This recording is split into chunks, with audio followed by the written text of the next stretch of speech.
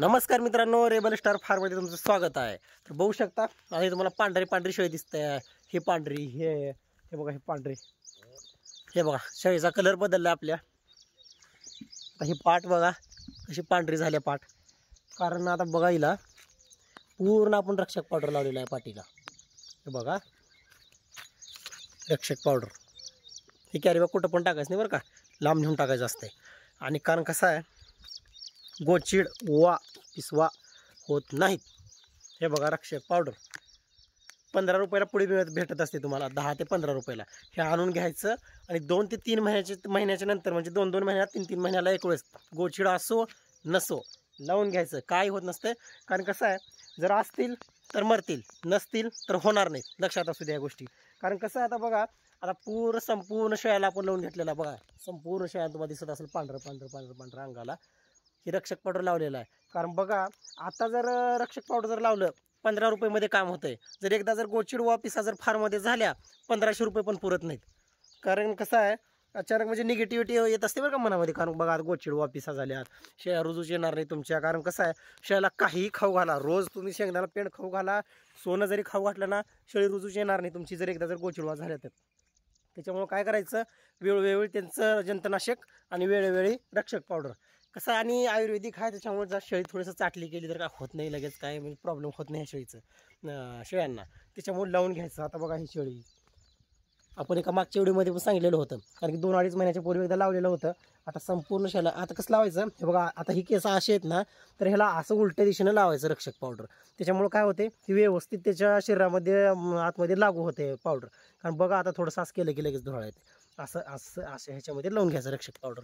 कसं आता बॅक कॅमेराला आपल्याला माणूस नाही, त्याच्यामुळं आपण आधी लावून घेतलं। कारण बघा आता 2 पुड्या ह्याच्यामध्ये थोडं राहिलेलं आहे, आणि 2 पुड्या बस झाल्या, पुड्या लावलेला। आणि याकडे इकडे एक पाट आहे, नवीन आलेल्या पाटीला पण लावून घेतलेला आहे रक्षक पावडर।